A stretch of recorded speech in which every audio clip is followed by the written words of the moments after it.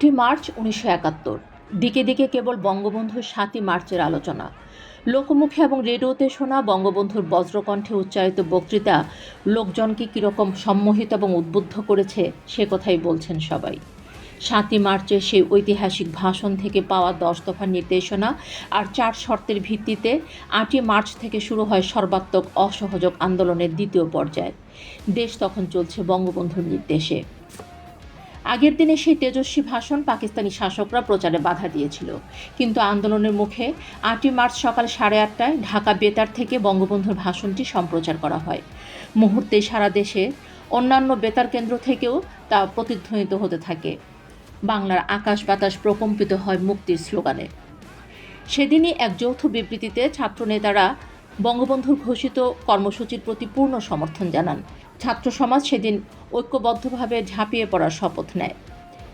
রাতে আওয়ামী লীগের সাধারণ সম্পাদক তাজউদ্দিন আহমদ এক বিবৃতিতে ৭ই মার্চের নির্দেশনা বিস্তারিত ব্যাখ্যা দেন। ব্যাংক খোলা থাকবে সকাল ৯টা থেকে ৩টা পর্যন্ত, ১,০০০ টাকা পর্যন্ত লেনদেন ও বেতন ভাতা প্রদান সচল থাকবে।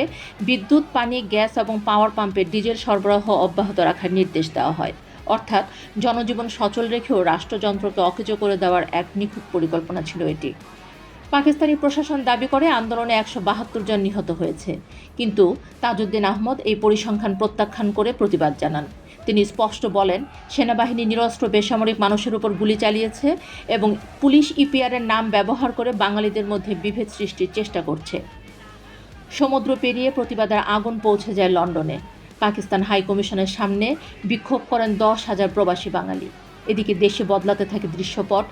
পূর্ব পাকিস্তান ছাত্রলীগ তাদের নামের আগে থেকে পূর্ব পাকিস্তান শব্দটি বর্জনের সিদ্ধান্ত নেয়। সিনেমা হল মালিকরা পাকিস্তানি পতাকা এবং জাতীয় সঙ্গীত প্রদর্শন বন্ধ করে দেন। দেশ তখন মানসিকভাবে স্বাধীন।